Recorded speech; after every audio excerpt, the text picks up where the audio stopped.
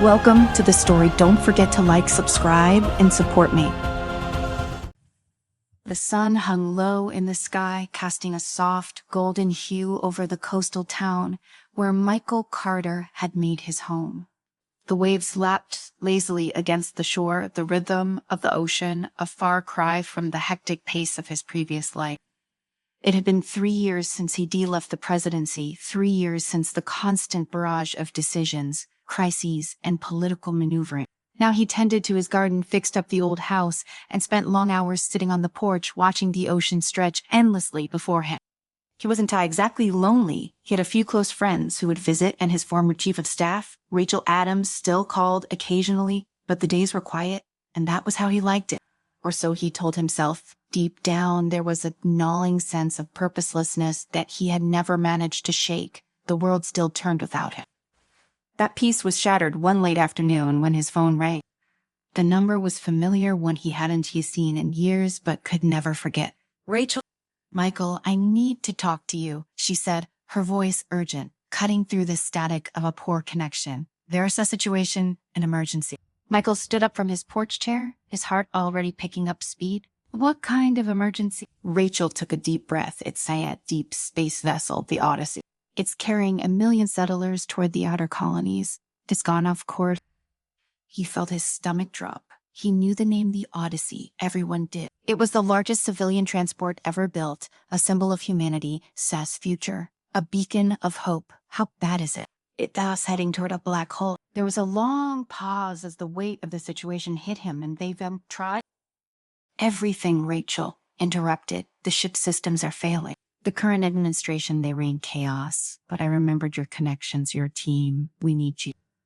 Michael ran a hand through his graying hair, pacing her across the wooden planks of his port. He hadn't been part of that world for years, and now he was being asked to return. But 1 million lives. Could he really stand by and do nothing? I am not in charge anymore, Rachel. I know, she said, her voice softening, but you were still the best chance those people had. For a moment, Michael stood there, staring out at the horizon where the sky met the sea in an unbroken line. Then he made his decision. All right, he said, his voice firm. I'll get the team together. Getting the old team back together wasn't as simple as making a few phone calls. People had moved on, some had retired, others had taken on new lives. But the urgency of the situation gave his words weight, and one by one they agreed to meet him. The first call was to Commander Sarah Mitchell. She had been the backbone of their military strategy during his presidency, leading space missions with an unflinching determination that had earned her the respect of every soldier under her command. After leaving the military, Sarah had retreated to a secluded life on the outer colonies where she worked as a freelance security consultant. Sarah's voice was clipped when she answered. I thought I was done with space disaster. Michael chuckled, though there was no humor in it. So did I, but this one says different. It's the Odyssey. There was a long pause. Next, he contacted Dr. Calvin Wright, a brilliant astrophysicist who had worked with the administration on space exploration initiative. Calvin had always been the skeptic in the group, the one who weighed every decision against the impossible odds. Michael wasn't sure if Calvin would even take his call, but when he explained the situation, Calvin's response was immediate. Black holes are unforgiving, Calvin said, his voice grim, but if anyone can pull this off, it's Sasha. The last call was to Aidan Rivers, a tech genius and hacker who had served as head of technological security during Michael's presidency. Aidan had always been the wild card, brilliant but unpredictable. He now worked for a private AI development firm, far removed from the political arena. I was hoping for something a little more mundane, like stopping a rogue AI, Aidan said with a wry chuckle, but sure, why not? Count me in. Within hours, the team was assembled and heading toward the launch site. Michael's mind was already spinning with the logistics, the risks, the million things that could go wrong. But as he stood there watching the Valkyrie, their sleek, advanced rescue vessel, prepare for takeoff, he knew they had no other choice. As the Valkyrie tore through space at blistering speeds, the team gathered in the command center, a low hum of machinery surrounding them. Michael stood at the helm, a holographic display of the Odyssey and the black hole looming on the central screen. The visual representation was terrifying. The massive transport ship was being inexorably drawn toward the event horizon, the point of no return. Sarah leaned against the console, her eyes scanning the data feed. We van got about 20 hours before the Odyssey is too close to the black hole to escape. She said, if we don't get them out by then. Michael did need her to finish the sentence. They all knew the state. Calvin's thin brow was furrowed as he studied the gravitational reading. The black hole is distorting space-time in ways we haven't seen before. We'll have to get dangerously close just to reach them. And then what? Aiden said, his fingers flying across the control panel as he hacked into the Odyssey's malfunctioning system. We get on board, and what? Their AI is fried, the navigation system's offline, and half the ship's sense engines are damaged. That's why we're here, Michael said. We'll fix what we can, stabilize what we can, and get them out of there. Sarah gave him a look, one that said she wasn't too convinced, but she didn't argue. We'll need a backup plan in case we can get their engines working. There's a star near the black hole, Cess orbit, Calvin said, tapping the holographic display to zoom in on the star system. If we can use its gravity to slingshot the Odyssey around it, we might be able to pull them out of the black hole. It's gravitational well. That's a big if, Aiden muttered, and it still doesn't solve the issue of the AI. Without it, there's no way the settlers will be able to steer that ship. Michael's mind race time was running out, and they had far more questions than answer. But they had to keep moving forward. A million lives depended on it. Let's get closer. He said we'll figure it out once we re-on board. As the Valkyrie approached the Odyssey, the black hole's gravitational pull became palpable, a constant force tugging at the edges of their reality. The ship's hull groaned under the strain, and Michael felt a surge of unease. It was as if the black hole was alive, hungry, waiting for them to make one wrong move. We reclose. Sarah said, her hands steady on the controls. I am bringing us in.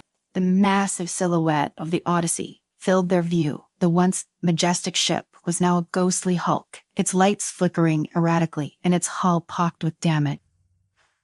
Michael could see movement through the viewports, panicked settlers, rushing through the corridors, trying to escape a fate they couldn't try and outrun. We and Sarah announced as the Valkyrie docked with the larger ship, prepare for boarding. Michael grabbed his gear, his heart pounding as the docking doors hissed open. He stepped onto the Odyssey's Cirrus deck, the air thick with the smell of burnt wiring and fear. The sounds of chaos surrounded them, people shouting alarms, blaring, and the steady hum of the black hole sent distant pull. Let's move, he ordered, leading the team deeper into the ship.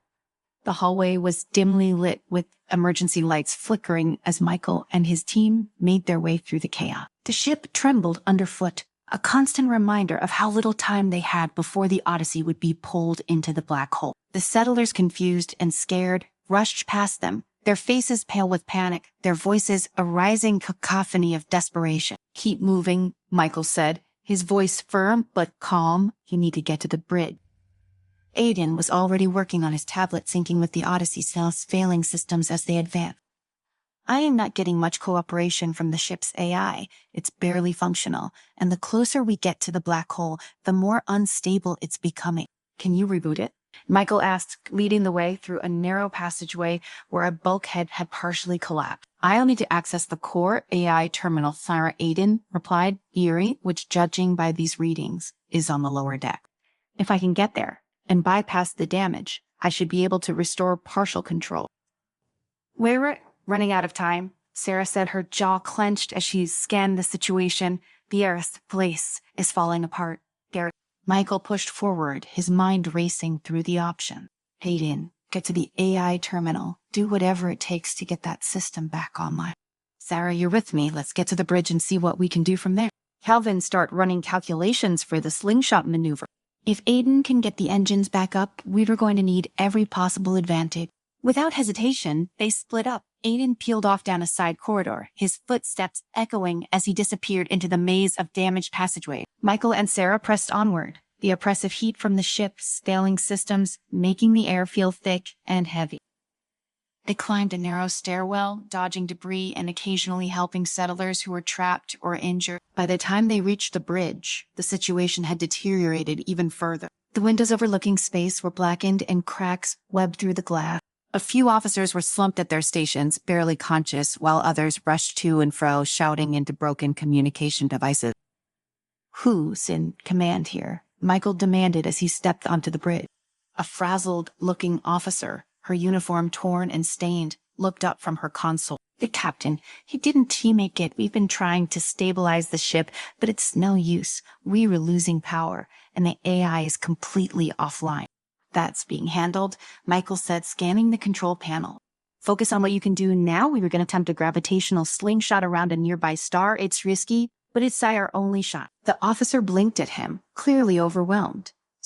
"Tie a slingshot, the only way," Calvin said, entering the bridge behind them. He moved quickly to the navigation console and began pulling up data. "This star's gravity is strong enough to give us the push we need to escape the black hole, but it's going to be tight. We'll need precise timing and a lot of speed."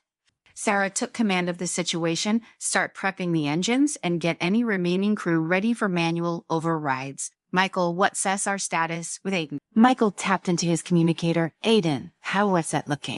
A burst of static was followed by Aiden, Seth's voice, strained but audible. "I know at the core it's a mess down here, but I think I can get it back online. Give me 5 minutes. "Make it 3, Michael said, glancing at the clock ticking down on the display. "Gary, we're running out of time." The minutes dragged by as they worked. Calvin input the necessary data into the navigation system, calculating every variable to ensure their slingshot would work. Sarah coordinated with the crew, preparing for the maneuvers they would need to execute manually if Aiden couldn't bring the AI fully online. Michael watched the black hole on the main display, its swirling darkness, a constant reminder of the unstoppable force they were fighting against. The gravitational pull was already starting to distort the ship trajectory, pulling it closer with each passing second. Suddenly, Aiden's voice crackled back to life. "I've got it. The AI is back online, at least partially. I am feeding it the data now." "Good work?" Michael said. "Calvin, how are we looking?" "We've got a shot," Calvin replied. "But we need to act now any longer. And we want to be able to break free." "Do it." The AI came to life with a series of hums and beeps, and the ship systems began to stabilize. The lights flickered back on and the screens flashed with new data. The settlers were still in chaos, but at least now they were fighting chance. "Engaging engines," Sarah said, her fingers flying over the control. The ship groaned as its engines roared to life, pushing the Odyssey toward the gravitational slingshot. "Bureau, hold on to something." The force of the acceleration pressed them all into their seats as the ship hurtled forward. Michael gripped the edge of the console, his eyes locked on the display as they neared the critical point of the maneuver.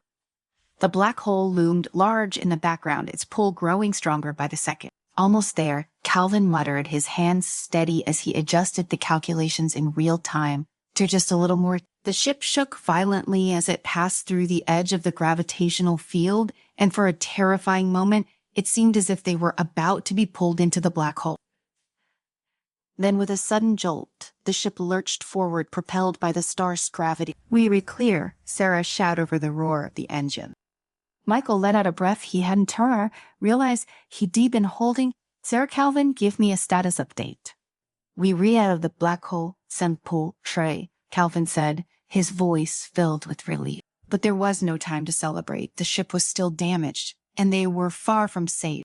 Aiden's voice came over the comm again, tired. "Engines are still critical. We were not out of the woods yet, but at least we bought ourselves some time." Michael nodded, wiping the sweat from his brow. "Very good. Now let's get these people home." As the ship stabilized, Michael and Sarah moved through the corridors, helping the remaining settlers and crew. They found survivors huddled in every corner, their faces etched with fear and exhaustion. The ship's medics were overwhelmed, but they worked tirelessly, tending to the injured and the sick. Hours passed, and slowly the panic subsided. The settlers began to realize that they were no longer spiraling towards certain death. Hope started to creep back into their eyes. Michael returned to the bridge where Calvin and Aiden were monitoring the ship systems. "Tell you what's our next move?" Claire, he asked. "We've got enough power to make it to the nearest space station," Calvin said, tapping the coordinates onto the display. "It's still a few hours away, but they'll be able to handle the rest of the rescue effort." Michael nodded. "Let's get it done." The journey to the station was tense, but uneventful. The crew worked around the clock to keep the engines running and the ship stable. The settlers were still shaken, but the knowledge that they were safe for the time being kept them calm. As the Odyssey approached the space station, the docking procedures began. Michael stood by the viewport watching as the massive ship aligned itself with the station's sun landing bay. It had been a long, grueling mission, but they had done it. They had saved 1 million lives. Sarah walked up beside him, her face lined with exhaustion. "You're a hell of a mission, huh?" Michael smiled faintly. "I do say so. Couldn't have done it without all of you." "We couldn't have it without you either," Sarah said, her tone serious. "You brought us together and you made the tough calls. That's what leaders do." Michael nodded, but he didn't feel like celebrating. There was still so much to process, so much to reflect on. But for now, he could at least take comfort in the fact that they had succeeded. As the Odyssey docked and the settlers began to disembark, Michael watched in silence. The mission was over, but the weight of it still hung heavy on his shoulder. He had stepped back into a world he thought he had left behind, and now that it was over, he wasn't sure what came next. But for now, he was content to just breathe, to feel the relief of knowing that they had done something extraordinary. They had defied the odds and pulled off the impossible. And for that, he was grateful.